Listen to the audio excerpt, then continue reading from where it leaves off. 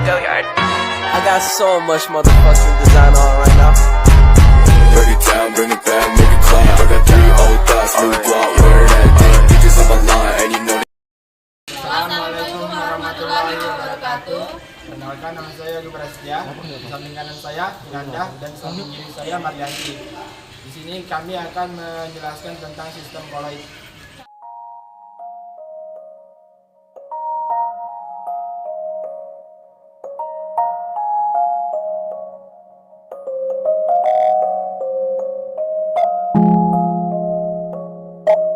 Sistem dispersi.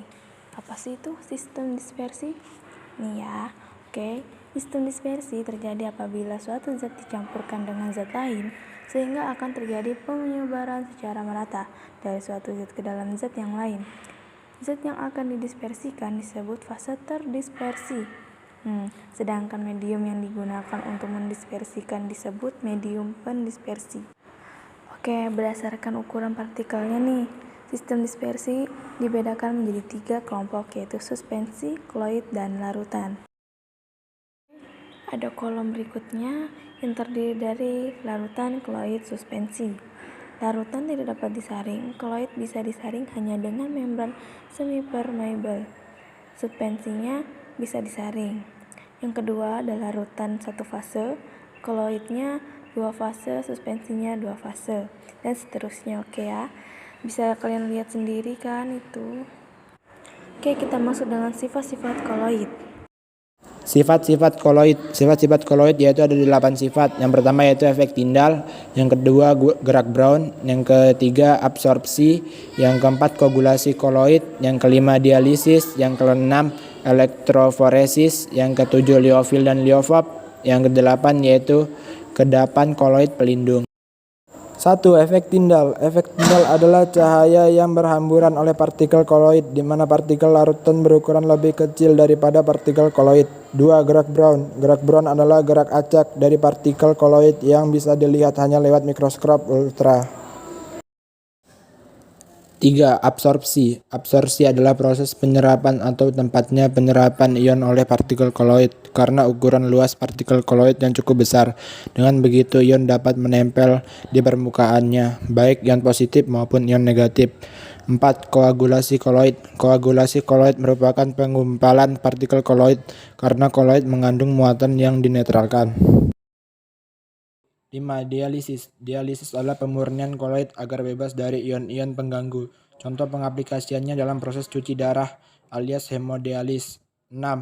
Elektroforesis. Elektroforesis adalah penggerakan partikel koloid di dalam medan listrik karena adanya muatan yang terkandung di dalam partikel koloid tersebut. 7. Koloid liofil dan liofab. Sifat ini dapat ditemukan dalam sol yang terbagi menjadi 2 jenis. Yang pertama yaitu liofil. Sol liofil merupakan partikel dengan zat terdispersi yang bisa menarik mediumnya sehingga ada daya tarik-menarik antara keduanya. Yang kedua yaitu liofab. Sol liofab merupakan partikel dengan zat terdispersi yang tidak bisa menarik mediumnya dan cenderung encer. 8. Koloid pelindung. Koloid pelindung yaitu koloid yang bersifat melindungi koloid yang lain agar tidak mengalami koagulasi. Contoh koloid pelindung dalam kehidupan sehari-hari. 1. Silikon dan minyak silikon untuk cat dan tinta agar dapat bertahan lama. Yang kedua sabun sebagai pengemulsi campuran air dengan minyak.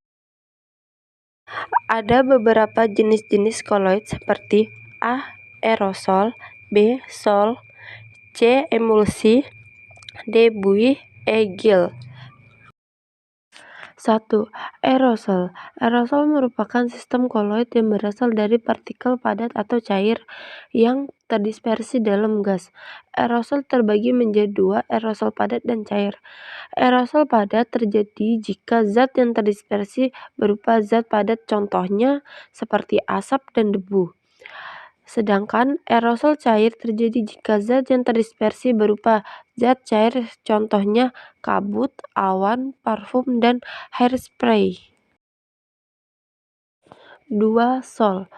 Sol merupakan sistem koloid yang fase terdispersinya berupa zat padat yang didispersikan dalam padatan, cairan, atau gas. Berdasarkan medium pendispersiannya, sol dibedakan menjadi dua jenis. 1. Medium pendispersiannya berupa zat padat, maka sistem koloidnya disebut zat padat, contohnya intan hitam atau kaca rubi. Sedangkan jika medium pendispersiannya berupa zat cair, maka sistem koloidnya disebut sol atau gel, contohnya cat, selai, jelly, dan pati dalam air. Ketiga, emulsi. Emulsi merupakan sistem koloid yang fase terdispersinya berupa zat cair yang didispersikan dalam padatan, cairan, atau gas. Berdasarkan medium pendispersiannya, emulsi dibedakan menjadi dua. 1. Jika medium pendispersiannya berupa zat padat, maka sistem koloidnya disebut emulsi padat. Contohnya keju, di mana letak mentega didispersikan dalam kosein atau protein susu dan mentega. 2. Jika medium pendispersiannya berupa zat cair, maka sistem koloidnya disebut emulsi. Contohnya seperti di bawah ini, seperti susu dan mayones, di mana keduanya terdiri atas minyak yang terdispersi dalam air. Keempat, buih. Buih merupakan sistem koloid yang fase terdispersinya berupa gas yang didispersikan ke dalam padatan dan cairan. Berdasarkan medium pendispersiannya, buih dibedakan menjadi dua. 1. Buih cair, yaitu buih yang mempunyai medium pendispersiannya berupa cairan, contohnya busa sabun dan busa air laut. Kedua, buih padat, yaitu buih yang mempunyai medium pendispersiannya berupa padatan, contohnya biskuit, batu, ampung, dan karet busa. Yang kelima, gel. Gel merupakan koloid yang mempunyai sifat setengah kaku antara padat dan cair. Contohnya agar-agar, lem kanji, ketalin, gel sabun, dan gel silika. Gel dapat terbentuk dari suatu sol yang zat terdispersinya mampu mengadsorpsi medium mendispersikannya sehingga terjadi koloid yang agak padat. Pembuatan koloid. Sistem koloid dapat dibuat secara langsung dengan mendispersikan suatu zat ke dalam medium pendispersi. Selain itu juga dapat dilakukan dengan mengubah suspen menjadi koloid atau dengan mengubah larutan menjadi koloid. A. Cara kondensasi. Cara kondensasi partikel larutan sejati, molekul atau ion bergabung menjadi partikel koloid. Cara ini dapat dilakukan dengan reaksi-reaksi kimia seperti reaksi redoks, hidrolisis, dekomposisi rangkap, dan penggantian pelarut. 1. Reaksi redoks merupakan proses-proses elektrokimia di mana reaksi melibatkan hubungan antara listrik dan reaksi kimia. Contoh pembuatan koloid dengan cara kondensasi melalui reaksi redoks adalah pembuatan sol belerang. Reaksi ini terdiri dari hidrogen sulfida atau H2S dengan belerang hidrokosida SO2. 2. Reaksi hidrolisis merupakan reaksi penguraian antara kation dan kation garam dengan air. Contohnya pembuatan koloid dengan cara kondensasi melalui hidrolisis adalah pembuatan sol FeOH3 dari hidrolisis FeCl3. Apabila ke dalam air mendidih ditambahkan larutan Fe3, maka akan terbentuk sol. 3. Reaksi substitusi. Reaksi pengenceran untuk membuat sol AS2S3 dengan mengalirkan H2S ke dalam larutan arsenit encer. Adapun reaksi 2H3ASO3 tambah 3H2S ke menjadi AS2S3 koloid plus tambah 6H2O. 4. Penggantian pelarut. Pembuatan koloid dengan cara kondensasi melalui penggantian pelarut, misalnya pembuatan belerang yang mudah larut dalam alkohol seperti etanol. B. Cara dispersi. Pada cara ini, partikel-partikel besar yaitu partikel suspensi dipecah menjadi partikel-partikel yang lebih kecil, yaitu partikel koloid, yang dapat dilakukan melalui satu cara mekanik. Pada cara ini, butir-butir kasar digerus dengan lumping atau penggiling koloid sampai diperoleh tingkat kehalusan tertentu. Kemudian diaduk dengan medium dispersi, yaitu contohnya seperti sol belerang dapat dibuat dengan mengerus serbuk belerang bersama-sama dengan suatu zat inert seperti gula pasir. Kemudian mencampur serbuk halus itu dengan air. Yang kedua, campuran semen dengan air dapat membentuk koloid secara langsung karena partikel-partikel semen sudah digiling sedemikian rupa sehingga ukuran partikelnya menjadi ukuran koloid. Kedua yaitu cara peptisasi. Peptisasi adalah suatu cara pembuatan koloid dari butir-butir kasar atau dari suatu endapan dengan bantuan suatu zat pemeptisasi atau pemecah. Zat pemeptisasi memecahkan butir-butir kasar menjadi butir-butir koloid. Istilah peptisasi dikaitkan dengan peptonisasi, yaitu proses pemecahan protein polipeptida yang dikatalisis oleh enzim pepsin. Dengan kata lain, proses peptisasi yaitu cara memecahkan partikel-partikel besar, misalnya suspensi, gumpalan, dan endapan dengan menambahkan zat pemecah tertentu.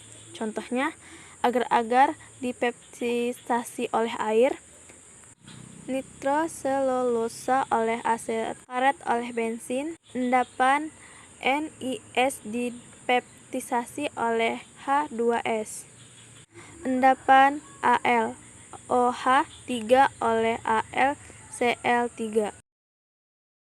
Penerapan koloid dalam bidang industri dan kehidupan sehari-hari. Banyak contoh aplikasi atau kegunaan sistem koloid yang dapat digunakan dalam bidang industri maupun kehidupan sehari-hari. Sebagai berikut: 1. Penerapan koloid dalam industri. Adapun contoh penerapan koloid dalam bidang industri sebagai berikut, yaitu industri farmasi. Peranan koloid dapat digunakan untuk pembuatan minyak ikan dan penisilin untuk sabun. Yang kedua, cat koloid dapat diterapkan pada pembuatan berbagai macam cat. Yang ketiga, industri kosmetika dan perawatan tubuh. Koloid digunakan untuk pembuatan pasta gigi dan sabun. Yang keempat, industri kebutuhan rumah tangga. Koloid dimanfaatkan untuk pembuatan sabun dan deterjen. Yang kelima, industri pertanian. Koloid dimanfaatkan dalam pembuatan pestisida dan insektisida. Dan yang terakhir, industri makanan. Koloid dapat diterapkan pada pembuatan keju, mentega, dan susu atau saus. Penerapan koloid dalam kehidupan sehari-hari. Berikut contoh penggunaan koloid dalam kehidupan sehari-hari. 1. Penggumpalan darah. Darah mengandung sejumlah koloid protein yang bermuatan negatif. Apabila terdapat luka kecil, maka luka tersebut dapat diobati dengan pensil stiptik atau tawas. Ion-ion ini akan menetralkan muatan-muatan partikel koloid protein dan membantu menggumpalkan darah. Yang kedua, pemutihan gula. Gula tebu yang dijual di toko atau di pasar, ada yang berwarna coklat kotor dan ada yang berwarna putih bersih. Gula tebu yang berwarna putih bersih berasal dari gula berwarna coklat kotor yang sudah diputihkan melalui sistem koloid. Dan yang ketiga, proses pewarnaan pada industri tekstil. Serat yang akan diwarnai dicampurkan dengan garam Al2SO43, lalu dicelupkan ke dalam larutan zat warna. Koloid AlOH3 yang terbentuk karena hidrolisis akan mengadaptasi zat warna.